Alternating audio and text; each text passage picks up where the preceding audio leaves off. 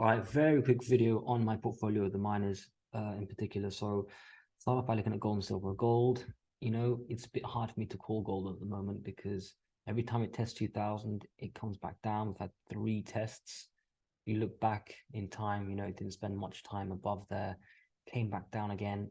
I don't really believe in triple tops. I've seen them before, but it's very rare. So normally, if you're going to visit an area, sort of on a long-term chart, 3 separate occasions, you will eventually puncture through. Long-term, I really believe in gold going to 3,000. I've heard some spectacular numbers, but let's just stick with 3,000. The point is, I think we're going to definitely go much higher than 2,000. But, is it this time? Will it take several weeks to consolidate? Will we go lower? I'm not sure. What gold has going for it is the fact that if there's a financial crisis, it looks like gold goes up. If there's no financial crisis, that would suggest that rates are going lower, which is basically inflationary, and then everything goes up, especially gold. I mean, gold should actually go up more if things continue, if the market doesn't crash, because it means inflation, we've surrendered to inflation, and then gold is the best asset. It should be, theoretically.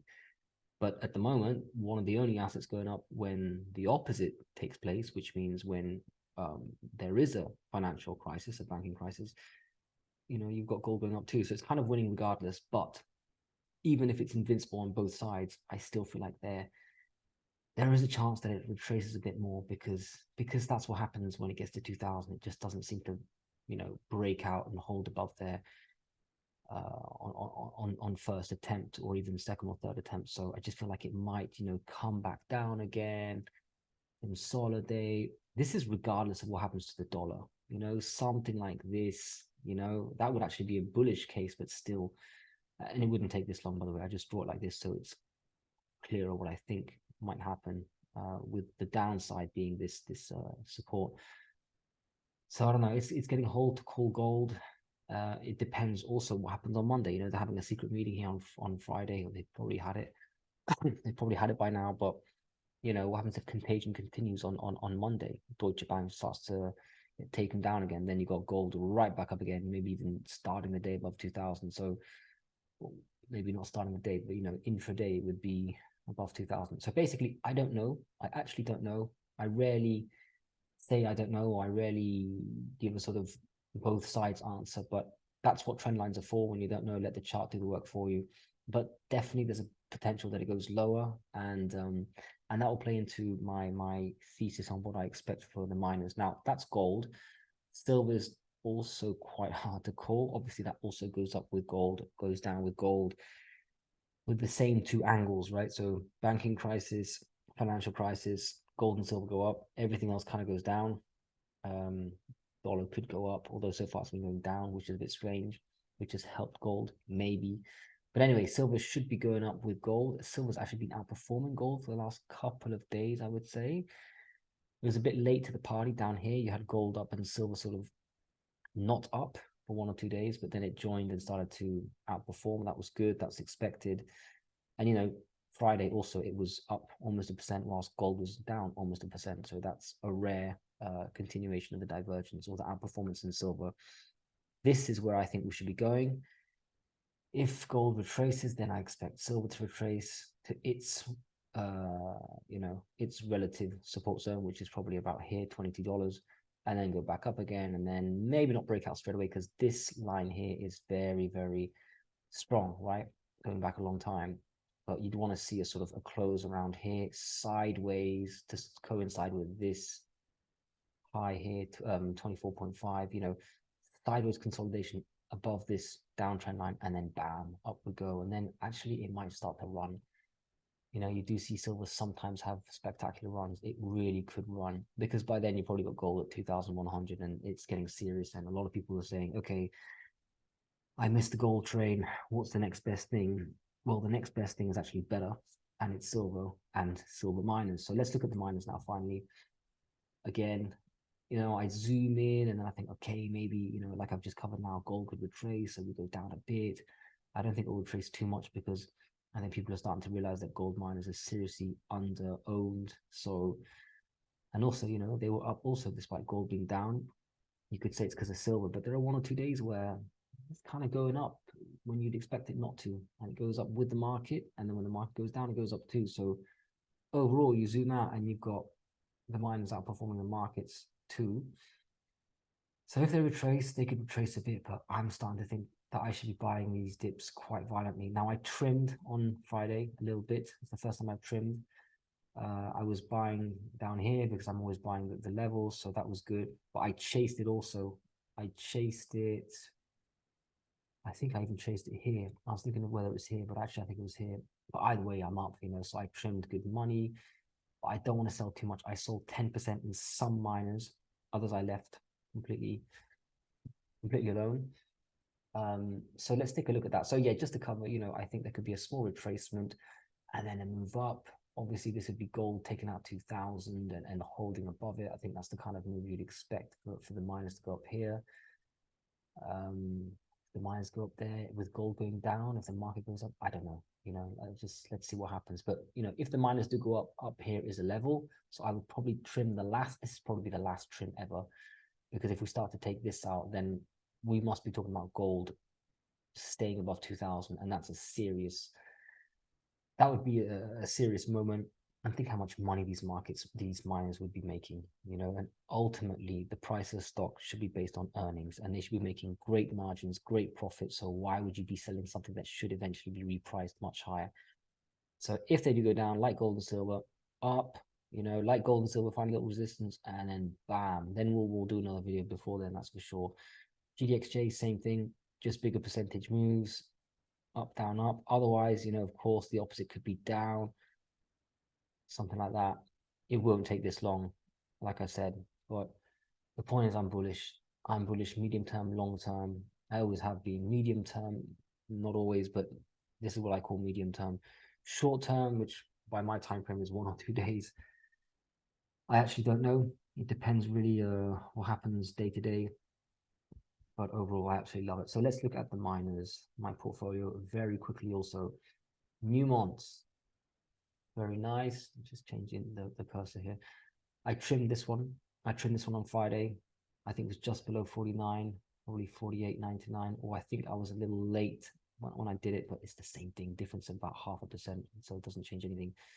Trim 10%, again, because I'm not sure. I think there might be a small retracement, so it's really just to buy it back. I'm just being greedy. I'm just being greedy. So Newmont trimmed, looks good. Should really go all the way up here if the GDX goes to the next level. I mean, definitely, because Newmont makes up the GDX quite a large proportion. Agnico-Eagle could be my favorite holding. Kirkland was my favorite holding, and since it absorbed Kirkland, it thereby becomes my favorite holding by de facto. You know, I'm always surprised how much this goes up. I really think it should have already made this kind of a move, but hasn't yet. So I trimmed this one too, 10%. If it goes up again, I'll probably sell then another 10%. Just so that I've sold at the absolute major trend line. You can see why I think that's an important trend line. But again, maybe the miners and gold are doing something very, very special by the time it gets up here. So I'm always very flexible. So that one was also trimmed. Barrick Gold also trimmed sort of across the board on the seniors. I trimmed here. You can see a bit of a level, a bit of an extra obvious level here for Barrick Gold. You know, if we keep going higher, we start filling the gap, and then we're at the next level. So Barrick Gold, nice little trim. Wheaton, you'd expect me to trim. I didn't because I didn't buy too much back here. In fact, I didn't buy any back. I bought just one tranche back despite this whole move down, because actually if you look at any of the other stocks, they came down a lot more. I mean, if I look at, well, obviously actually maybe not Fortuna, Darlene, Pan America, that's a more senior one, for example. Look how much it comes all the way back down, almost touching its absolute lows. Barrick Gold even came back down quite a lot, but again, look at Wheaton, didn't come back down at all. You know, it should have been down here to sort of equal Barrick Gold and even Newmont. You know what I mean? So yeah, Wheaton, I actually didn't. I think I bought once. There's no way I didn't buy this, but I didn't buy that much, and because of that, I didn't sell, because I want them all to have the same sort of value. And at the moment, Wheaton all the way up here is worth the same as my Barrick after the sell, and the same as Agnico and Newmont, still worth a bit more. But the point is, didn't sell Wheaton because it's worth what I think should be the minimum amount, given what's going on.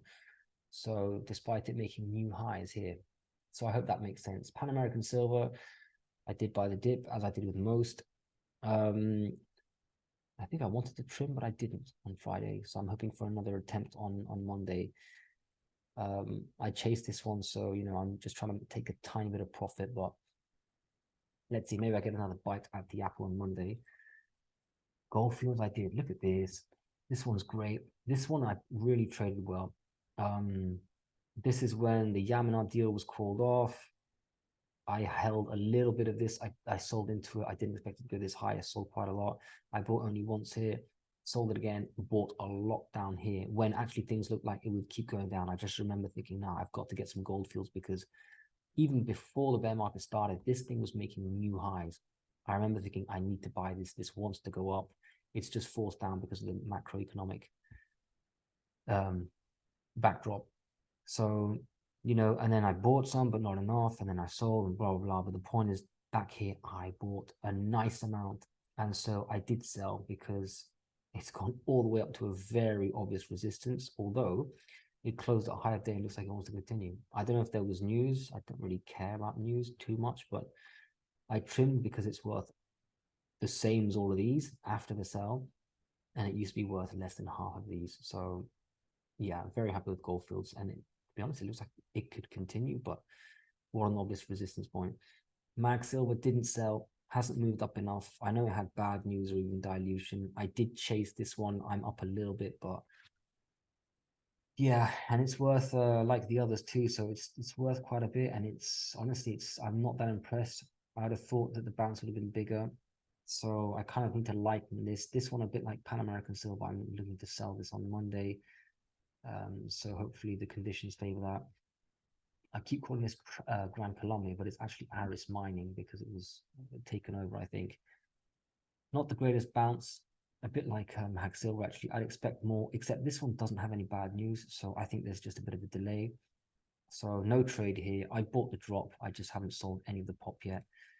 Fortuna, bought the drop a little bit, sold the pop the other day, yesterday. It's very small amount. It's very minor trading. It's not even worth mentioning. It's just out of habit, just on like robotic reaction rather than mathematical calculation. I bought this, sold that.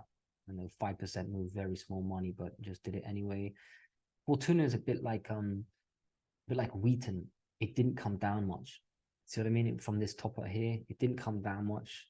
Although Wheaton actually went to new highs. Fortuna didn't come down too much. Remember, the other ones were sort of down here. That's why I didn't buy much at all. I just bought one tranche because I could tell that there was a bounce coming. So I wanted to sort of buy across the board, but it was very weak buy because it was still worth quite a bit because it didn't come down much. Turmalina, you could say, is the opposite. It came down a lot. It's actually one of my favorite stocks, not company, stocks. And although this looks very small, it's a nice bounce. I did trim it. Actually, it's not that much, is it? I did trim it, but this thing should be higher. This thing should at least be here. And when I zoom out, this is just delicious stuff.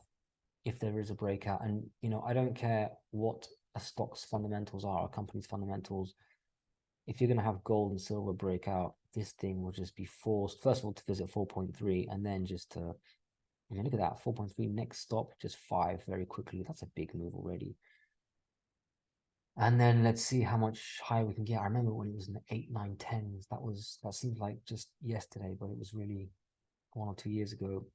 But if you get to 8, 10, you've basically tripled your money. So a lot of potential in the stock.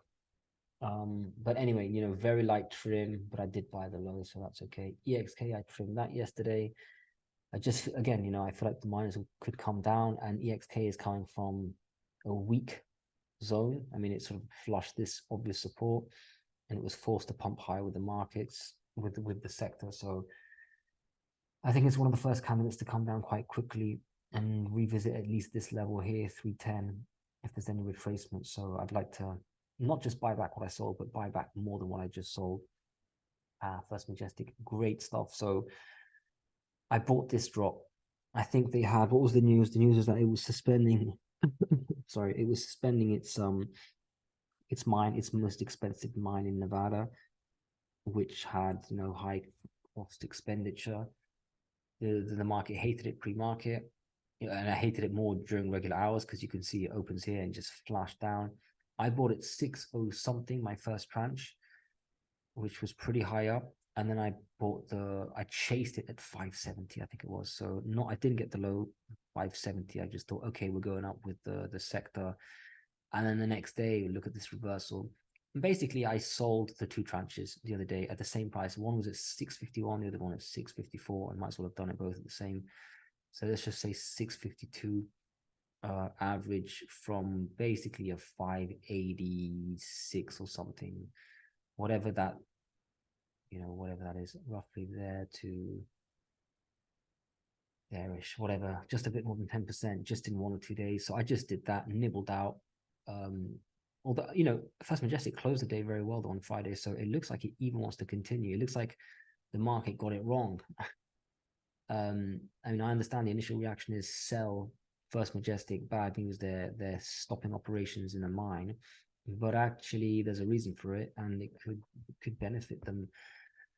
So it looks like the market's trying to chase their way into changing their decision of selling, but whatever, I'll take the 10% in 2 days, and if it comes back down again, I'll buy it back, quite simply because we're at absolute lows in a very good stock. And if you've got gold and silver breaking out, this is going to have to be forced higher very quickly. So definitely a solid buy under 6. Very happy with that. Discovery, this one I sold not on Friday, the day before, at 88, 89. I forgot where, but basically this zone here, you can see this line. I sold because I've owned this in the low 80s and the lows in like mid 70s, this range here. I said it each time I bought it anyway. So selling in the 80s, and I thought I was doing a mistake, but it was worth a bit too much. And it's kind of I call it the junior for me. It's I kind of promoted it from absolute micro cap junior to this sort of medium tier, but it was just worth a bit too much. I'm not comfortable owning this much in Discovery, and these moves here just change the value very quickly, like 10-20% moves. I think it is, how much is it from the sort of mid 70s? Yeah, 20% move, and then straight away it's worth too much. So I trimmed it, and this is when things looked good still, but I'm happy I sold it up there because now it's worth 84.50 cents. So very happy with that sell, and I'll buy back again. If we see 76, I'll start chasing it. I remember chasing it like 75, 76, 77 cents, and I thought, this is not chasing to me. So there were some periods where you can get it really cheap whilst the miners are going up, and then there's like a delay. So this is quite an easy one to make money on, actually. But yeah, I think this one I'll buy back if we get to the absolute low 80s or lower. Anything in the 70s, I'm buying back again. And this is like the second or third time I've sort of swung this area here, so I'm loving that. These three, no trade. I bought it. I chased them days ago when I announced that I was chasing miners. They haven't moved. That's Turmalina, Trillium, and Reyna haven't moved. So nothing to say there. I'm only going to sell these if they really move, because, and actually, you know what I'm thinking of doing? Once these move, I'm just going to sell it and forget them. I know that it's like the lowest ratio ever or something relative to the price of gold when you compare seniors to juniors. But I don't need to be in juniors anymore. Look at this. You've had a massive move the last 2 weeks of trading. Let's just take a look at, Goldfields, just to be a bit extreme in the analysis. Look at this move. Whatever this is, 30% more, 40% move. Even Barrick Gold, a slow moving beast, just from the low to hit 20%. What have you got in these? And I'm sure there are some other juniors that are doing much better, but basically zero. What a waste. Like this capital is way better just spread across the other ones. So once they make their move, and I'll probably be selling just as the move starts, I don't need to be in them anymore. And it was fun, playing that game for 5 years. Got probably burnt more than I made money. I'm not sure in these absolute juniors. It's always these seniors and medium tiers that have made me money, and thank God I've always had more money in them. Anyway, that's the miners, that's the portfolio. Those are the latest trades, and that was my raw thinking on the juniors. I'm sure that some of you would disagree, and now is not the time to get out. It's probably time to pile in, but I don't know the juniors well enough, and to trade those, you need to know the companies, because at any moment they could just go bankrupt, or announce dilution or the need for financing, and I just don't need that anymore. I need to play that lottery. Anyway, that's it. I hope it was quick. I hope you enjoyed it. Let me know what you think. Thank you.